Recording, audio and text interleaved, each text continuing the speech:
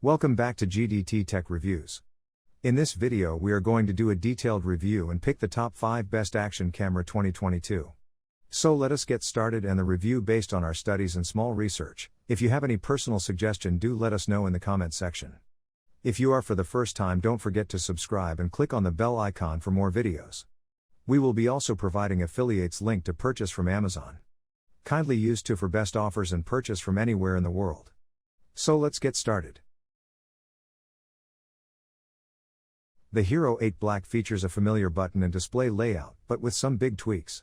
The camera is actually a tad thicker in width and overall volume than previous models, but the camera lens barely protrudes outwards now, making the device a lot more pocketable. The lens also gets Gorilla Glass scratch protection, and GoPro says it is twice as resilient to scratches than before. We hope this claim is indeed true, since the lens on the Hero8 Black is now fixed and not replaceable, like with older models. You get the same sized monochrome display on the front as before, and a color touchscreen on the back. One of the 3 microphones has been repositioned to the front of the camera for better audio recording, and the GoPro logo is now embossed on the rubber cladding instead of being printed. The flat sides of the camera have a different design too. There's no rubber lining anymore, instead there's now a single water-sealed flap on the right for the battery, microSD card, and USB Type-C port. The Hero8 Black also loses the micro HDMI port which was present on older models. The single flap on the right is very convenient, and we were able to access the charging port even with the camera mounted in most cases. The biggest and most overdue design change though is the built-in mounting fingers on the bottom, which fold flush with the body and stay in place magnetically when not in use. This also means that you don't need the, sometimes, annoying plastic cage anymore when you need to use this camera with some accessories. The mounting fingers feel well built and are backwards compatible with pretty much any existing GoPro mount. The removable battery has the same capacity as that of the Hero7 Black but is distinguished by some blue accents on the contact end. There are also 2 red status LEDs this time instead of 3, and they are shaped like tiny dots.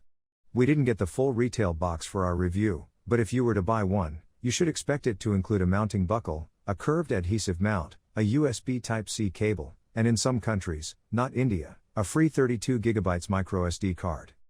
Another new feature debuting with the Hero8 is the ability to add mods to it. GoPro has created 3 mods at launch called the Media Mod, Light Mod, and Display Mod. These are accessories that attach to the Hero8 Black, if you wish to use it for professional video productions or even vlogging. The DJI Action 2 camera unit is a tiny and cube-shaped, weighing just 56 grams. It has an aluminum alloy housing, which gives it a premium look and feel. It's dust-proof and waterproof up to 10 meters, and that can be extended up to 60 meters with an optional casing. Along the sides, you'll find the single microphone, power/shutter button, and contact pins for magnetically attaching to the charging unit. The front is dominated by the camera lens along with a single status LED in one corner. The back of the DJI Action 2 has a 1.76-inch OLED touchscreen, which is responsive and is quite visible outdoors. The charging unit is roughly the same size as the camera module and has 3 additional microphones, a USB Type-C port, a microSD card slot, a power/shutter button, a status LED, and in the dual-screen variant, an additional 1.76-inch OLED screen. This module isn't dust or waterproof, which means you'll need to be careful about how and where you use it. The USB port and microSD slot are left exposed without any sort of protection, which I'm not a big fan of. The screen on the charging unit faces the opposite direction of the camera's display when attached, so you can use it as a viewfinder when vlogging. You can choose to use only one of the screens at a time to save battery power. The magnetic force between modules is very strong, and firmly holds both the units together. For added security, clamps on either side of the charging unit help lock the camera in position. Similar clamps can be found on the bundled accessories. You can attach the camera unit to the mounts on its own or along with the charging unit, if needed. In terms of design, the DJI Action 2 is very innovative as it packs a lot of tech into a very tiny footprint.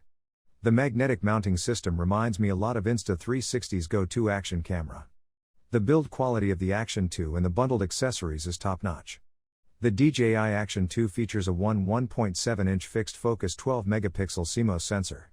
The ultra-wide-angle lens has a 155-degree field of view and a f/2.8 aperture. One of the highlight features of this action camera is 4K video recording at 120 fps, albeit for only 5 minutes per clip under ideal temperatures. Other combinations include 2.7K at up to 120 fps and 1080p at up to 240 fps. Unlike GoPro cameras, the DJI Action 2 has 32GB of fixed storage, and you can expand this if needed using a microSD card in the charging unit. The DJI Action 2 is an absolute joy to use, mainly because of its size and how easy it is to mount onto things. The magnetic base of the camera and charging unit allow you to stick them to any metal surface, which can be handy at times when you don't have the right mount with you. The supplied mounts make it very easy to quickly attach and detach the camera when needed.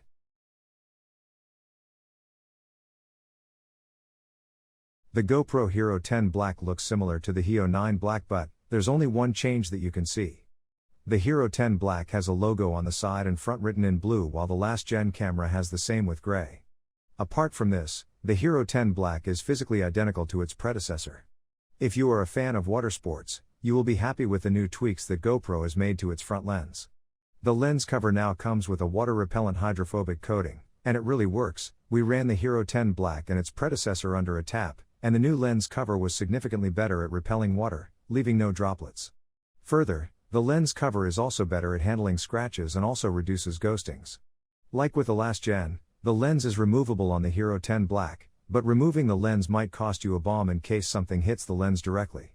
In terms of visuals, you get a 1.4-inch front LCD for vloggers, which GoPro says is now a little smoother when showing movement than before, thanks to higher frame rates enabled by its GP2 processor. More on that later.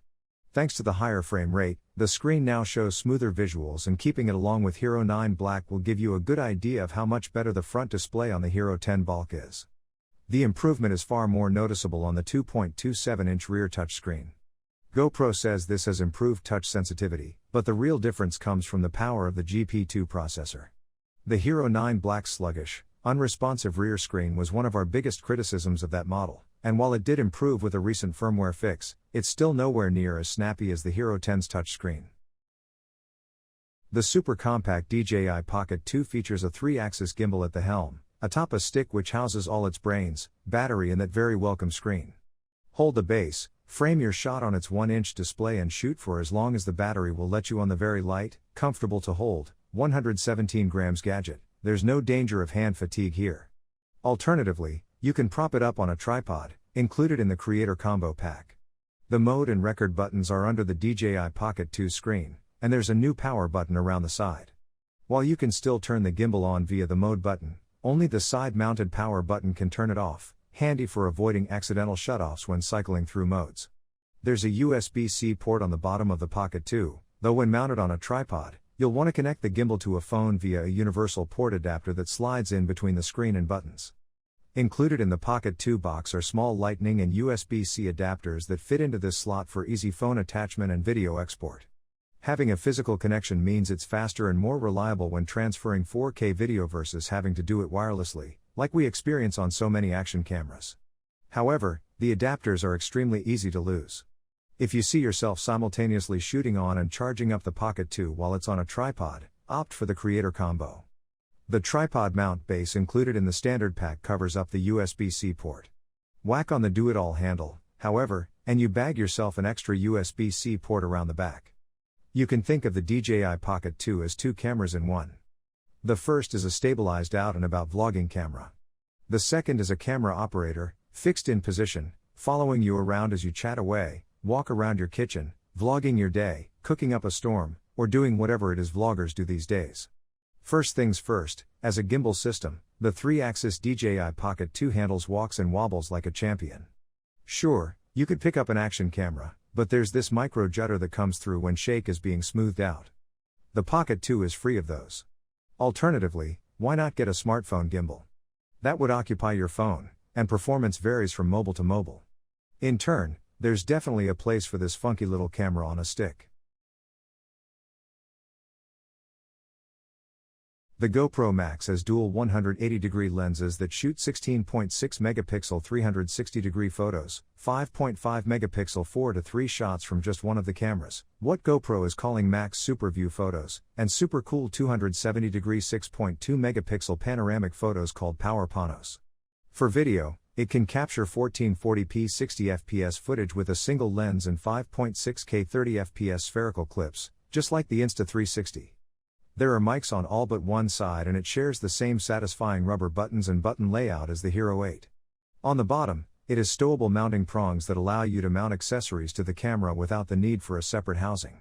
The touchscreen on the Max is a bit smaller than the touchscreen on the back of the Hero 8, but its menu system is identical.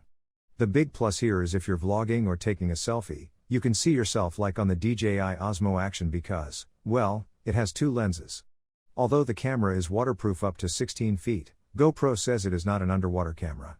Stitching 360-degree footage underwater is an ongoing problem for GoPro, and this waterproofing is better suited for strapping the camera to the front of a surfboard without having to worry about it getting wrecked. The touchscreen is very responsive, but you can't use it to scroll around your frame in 360 mode since the screen has swiping gestures, such as swiping down to reach the main menu.